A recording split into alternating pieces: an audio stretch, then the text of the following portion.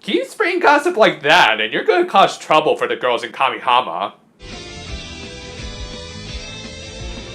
We open this week with Nodoka staying true to her little resolution from last week and going on a morning jog with Rablin to build up her stamina. This caught the attention of a certain butterscotch-voiced waterfall who wanted a partner of his own. And going from one envious creature to the next, we cut to Shindoinen looking for her boss to no avail. Her comrades rightfully made fun of her and her obnoxious obsession.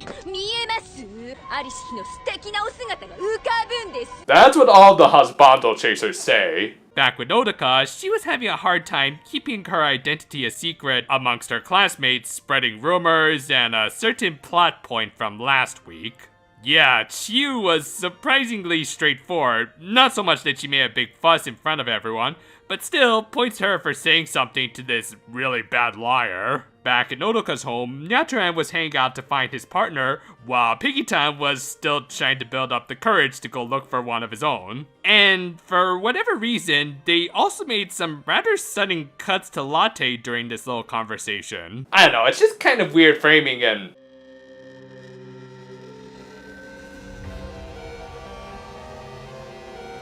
Are you looking into my soul? Actually, I do think there was a narrative reason for these awkward cuts, as Latte snuck out of the house, forcing the shut-in penguin to go outside and look for his damn partner. It's a nice, subtle little touch that hints at the puppy being a little smarter than she appears, which is a lot more than I could say about some others. Meanwhile, Nyatran took to the streets to try and find his partner. Yeah, he's a really cute kitty with a disproportionately huge head. Latte made her way to the school, running into Chiyu as a result. She took the pup to Nodoka, both to return it to its owner, and also to confirm what she saw the previous day. Oops. Also, I'll say right now, while I would have liked to seen a little more personality out of Chiyu this week, I will admit, I kind of love how straight-faced she remains through all of this. But yeah, Nodoka continued to try and make really bad excuses.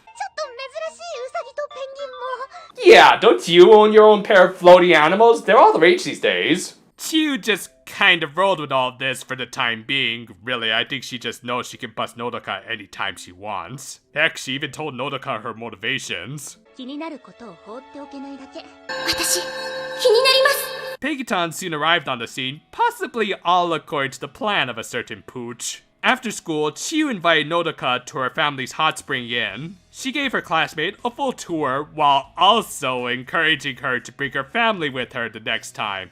Ooh, business savvy. But yeah, while she was there, Nodoka tried to give Latte a bath in the special pet hot springs, but, well, she's a dog. So the healing animals took a dip instead. Still, as relaxing as all of this was, Peggy-tan still couldn't shake off his concerns about being unable to find a partner due to his low self-esteem. Again, one aspect about this show that I really like so far is the fact that they've given a lot more characterization to the fairy partners, like more than many previous seasons. In fact, they even gave some good stuff to Peggy-tan last week.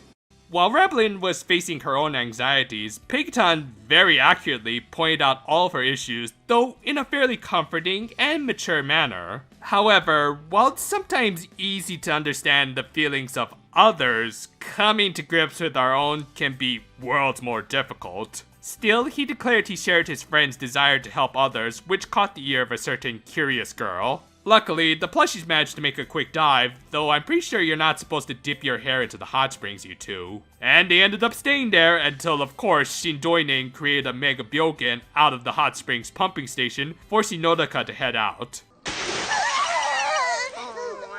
Oh goody, we're having rabbit stew tonight. It didn't take long before the inn noticed the changes in the hot spring water. Chiyu headed out to inspect the pumps with one of the managers. Of course, they ran into the monster and yeah, that guy's dead. Nodoka also soon arrived, not noticing Chiyu and transforming in front of her. As a result, she also almost didn't notice when a tree was about to hit her. Thankfully, she stopped it with the back of her head. Ow. And this injury ended up throwing her motor skills off more than usual. Both Chiyu and Peggy-tan relented over their inability to help out on their own. But perhaps together it might be a different case. The penguin, of course, still wasn't all that confident, but Chiyu reminded him of what he said in the hot springs and assured him that she was just as scared as him, but both had desires to protect what was important to them. With that, Pekiton's paws, or toes of the heart, reacted. So wait, then when he turns into a wand, does that mean she's not touching Pekiton's hands, but rather his, Yeah, for a show about health, they really need to teach better hygiene. Putting that aside, this was another nice transformation, which, as a friend of mine pointed out, was animated by Yuichi Hamano, who is better known for doing pink transformations and the Behold Sky's diamond transformation. But I think his more stylish animations might be better suited for cool blues like Chiyu. I especially love how she puts on her coat here like she was the king of games or something. Anyway, while this episode did end up relying a little too much on cheap close-ups when characters were talking, I do think it was worth it, as they seem to concentrate a little more on the fight this week. Yeah, even with a Cure scan pause in the middle of all of it, Chiyu managed to get in some impressive hits, while not overshadowing her leader either, making it clear that this was a team effort. Though I will say, I kind of like her finisher a little more. With that, they rescued the water elemental, but since the fight did take a little longer this week, they did need to borrow a little of its power to heal Latte, keeping things rather consistent with this show and its rules. Well, that, and just to give a little nudge to the kids to encourage them to buy all of their toys. Collect them all just to make sure your dog doesn't die. With that, the manager somehow survived, but likely suffered a concussion as he didn't remember being attacked by Pumpman. With that, the episode ended with Chiyu formally befriending both her new Prinny and Nodoka, with both referring to each other by first names now. Meanwhile, a certain feline wasn't having as much luck finding new friends. While certainly not a bad episode, this is certainly a step down from the two great premiere episodes we've got. And to be fair, those are big shoes to fill, but I just wish we could have gotten a little more out of Chiyu so far.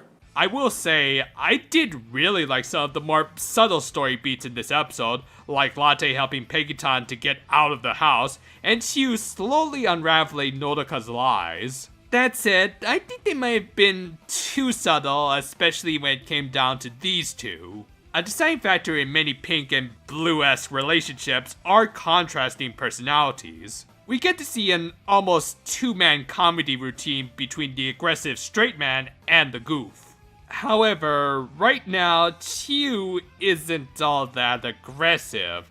As I said, she seems more interested in subtly learning about others, which, while kind of interesting, isn't as entertaining as, say, Minami and Haruka. There's just not a lot of chemistry between these two, though that might have been because Nodoka spent most of this episode trying and failing hard to hide her secret identity. So they might have more actual interactions later, and as I said, I did like some of her deadpan reactions to Nodoka's explanations. She also does seem to care about her family's inn, which hopefully they will expand on more. And I guess she was also competing for screen time both with her partner and the villainess of this week, who both did benefit. Pekiton is a precious cinnamon bun, who I do want to see develop more confidence, and Shidoinen is hilarious with her obsession in trying to get King Byogen senpai to notice her. And as I said, while of similar length, the fight this week was probably better than the previous two episodes with well-animated action,